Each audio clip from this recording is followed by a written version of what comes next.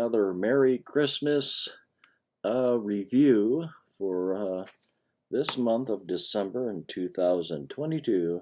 Troy Escamilla, I think that's how to pronounce it.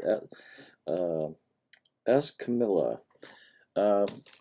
Troy it started a organization a few years ago called Fright Meter Awards, and he wanted like people. I was when I started. I was still writing for reviews for uh, killerfilm.com, which is no more. Troy wanted something like the Academy Awards for horror. I'm not sure if that's still running. I left it before it did, and if it did end, I'm not really sure. But he started a production division, I guess you could say, and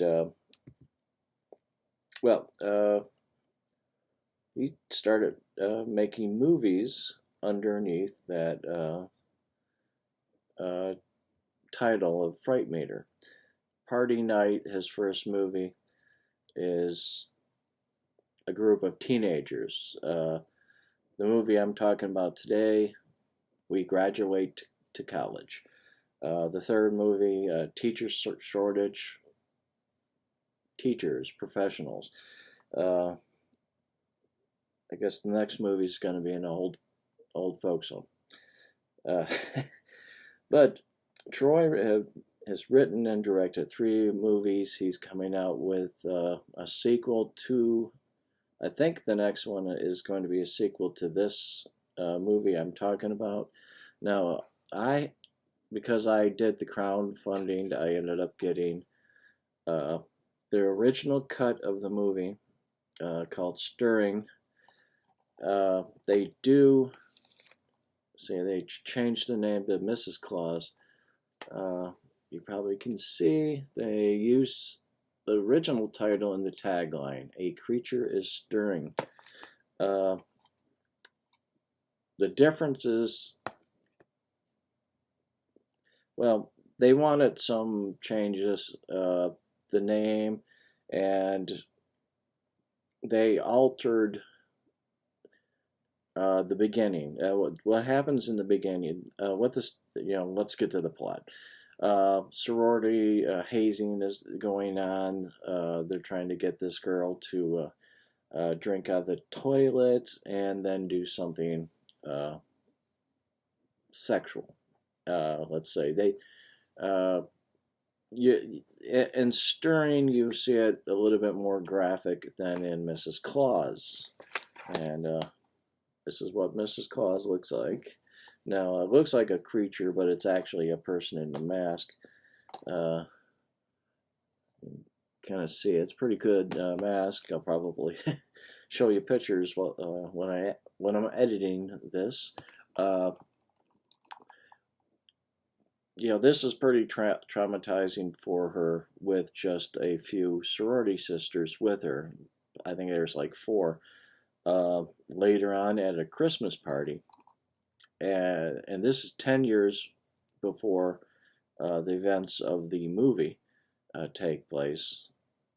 The prop that was used in the sexual humiliation is given as a gift by the main mean girl. I forgot her name, so I'm not gonna. She ends up.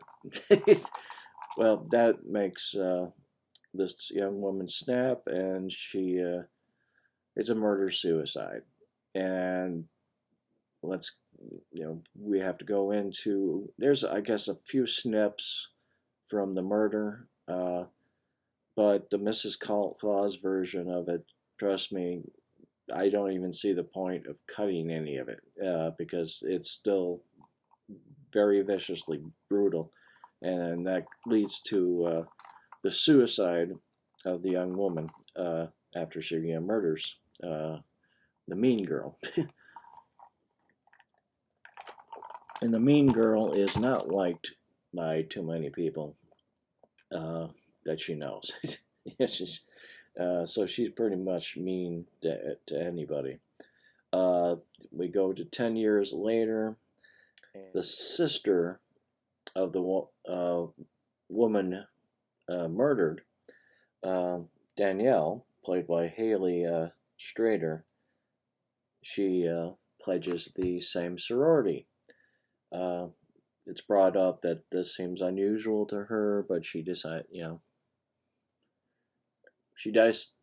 to do it anyway. We wouldn't have a movie without it. But what ends up happening, this seems to trigger the mother of the girl who committed the murder and the suicide, and she's convinced that her daughter was murdered, uh, simply being driven to suicide.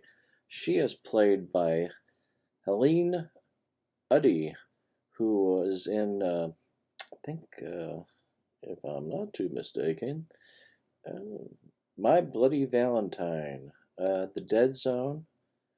I'm not sure if she was a regular, but it appears that she was on Dr. Quinn, Medicine Woman. Uh, another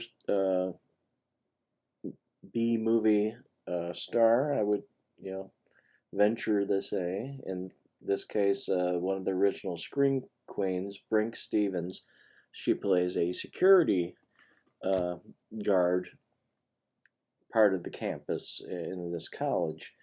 Uh, but you know, she's shocked that what was her name again? Danielle is back, at thinking it's bad taste and such. And of course, this also leads to people getting killed. Um, I think it's kind of obvious who it is, uh, uh, but it doesn't really matter. We've seen slashers where we already know who the damn person is. What ends up happening, we end up having another Christmas party. Uh, I kind of imagine college parties being a little bit more lively, but um, well, we end up having three actors. I just want to mention these actors. Billy Brannigan, he plays Kyle. He was in Party Nights. Very different character in this, as well as Ryan Poole. He was in the Party Night, and different character. These guys really work well together. Drew Shotwell is also here, and they're all, Troy made sure they weren't carbon copies of the characters from the previous film. Very different characters, uh, and they're very good actors. That's the thing. What you know, even though I'm not really big on slashers, I really am kind of big on these do-it-yourself type filmmakers. Uh, the last thing I heard Troy was doing was he was a school librarian. I know he's moved from Texas, where I was originally introduced to him, through the Freight Meter Awards Committee. I did get to meet him for the premiere of Party Night, which was at Motor City Nightmares. Uh, that was quite that was quite special. Being able to sit with Troy, actually meet him, uh, and watch his movie with him together. This one is actually my favorite of the three. Uh, I there's a mix of good and not so good acting. Uh, you expect this in these type of movies. Um, I still think uh, he writes Troy writes some interesting characters, a little bit more meat on the bones than you would expect from a movie like this. Of course, the blood and gore. Like the first kill is altered uh, from the original, but it's still very brutal. Uh, then we have creative kills.